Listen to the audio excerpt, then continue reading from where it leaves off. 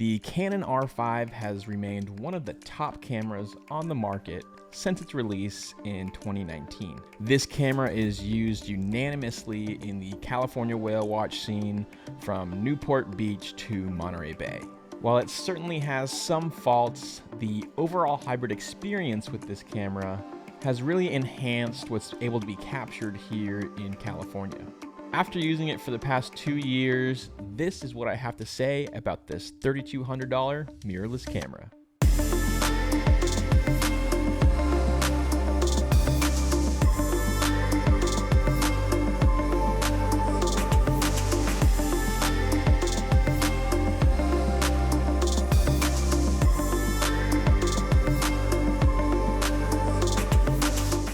Let's start out with some pros. The Canon R5 has some beautiful image quality. Whether you're aimed at photography or videography, you can get some professional level media out of this camera.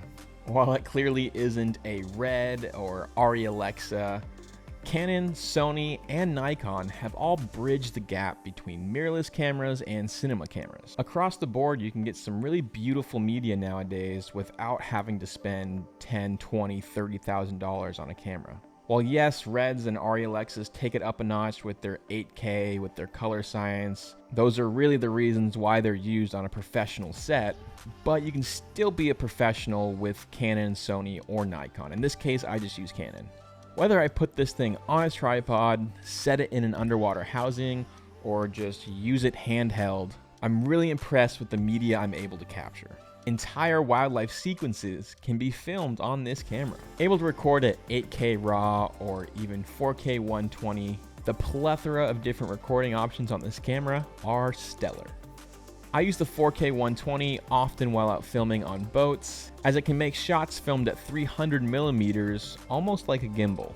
At the same time, it can produce sharp, stunning images that are also croppable with its 45 megapixel sensor. This camera is pretty fast.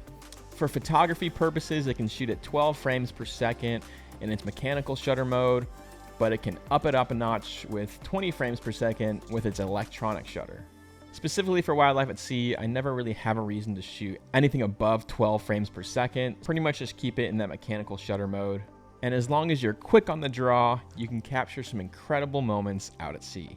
Not only is it quick with its shutter, but the relatively small body size allows it to be pretty versatile when filming out in the ocean. You can pan, lift up, or change angles pretty quickly in the event something unexpected happens. And trust me, the unexpected will happen.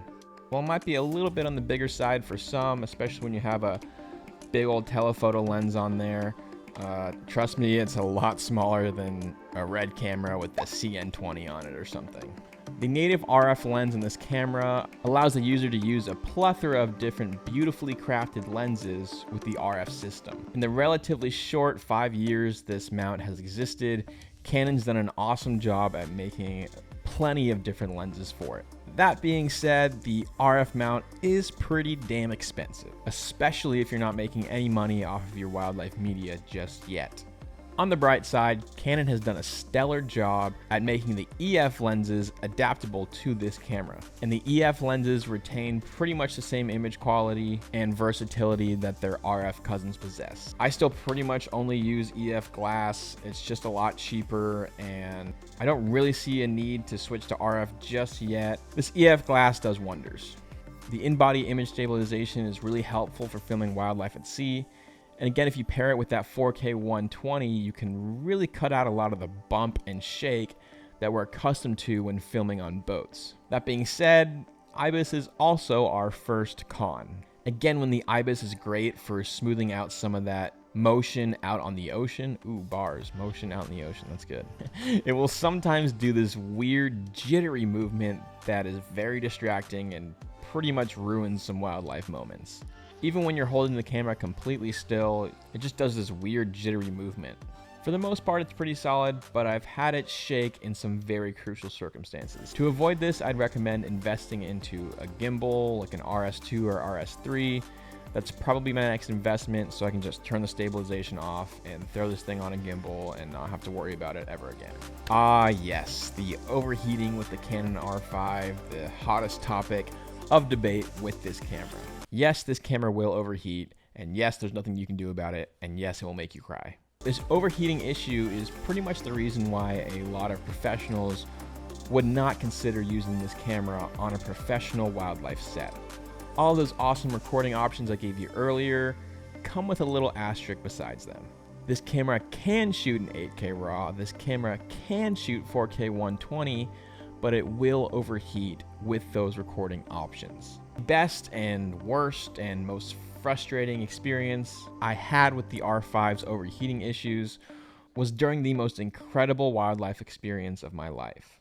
I was filming Eastern Tropical Pacific killer whales in a perfect day in Baja paradise. We were with them for 5 hours straight. While I'm always cautious of the overheating issues with this camera, it definitely bit me in the ass this day. I was switching from being in the underwater housing to being handheld, and I was kind of just running around the boat like a crazed man, just trying to film as much as possible and trying to capture all the action that was happening around me. And keep in mind, putting it in an underwater housing will probably cause it to overheat a little faster. Even though I was filming in pretty small clips, about 30 seconds or so each, I did decide to shoot in 4K 120 to slow some of that action down and really get the details of these orcas as they swam past. And of course, it overheated on me during my last dive with these animals. I remember getting in the water and looking at the back of the camera, and it said I had a minute until it overheated, so I thought I was fine. Upon approach, the entire group slid past me. First, I guess it was 10 of the 12 that moved past me, and I recorded them and filmed them and everything was fine. What I didn't expect was for there to be 2 animals that kind of lingered at the back of the pod. This happened to be a mom and her baby, and I swear it was the most beautiful thing I've ever witnessed. The mom and baby slid right past me, and the lighting, the sun rays came down perfectly. The lighting was just absolutely absurd. The sun rays were coming down and they were illuminating their eye. Killer whales have a bright blue cobalt eye. It's the most beautiful blue on the planet. And I saw that through the back of my LCD screen. It was just the most gorgeous moment ever. And they were right here. And I had my wide angle on and everything was perfect. My settings were perfect. The lighting was absurd. The animals were being curious. It was just the most incredible thing I've ever seen.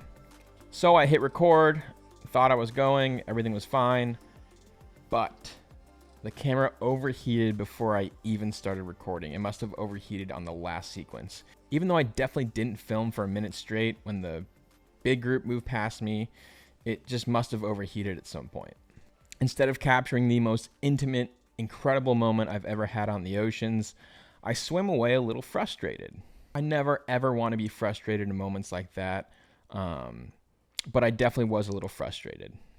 However, that frustration slowly subsided as the gravity of the situation really hit me. I was in the water with the ocean's apex predator and her gorgeous little baby that was just tucked up right underneath her.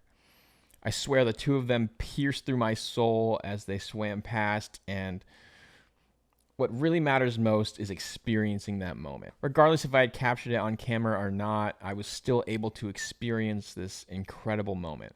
And that moment will forever be ingrained into my memory, so in a way, I did capture it.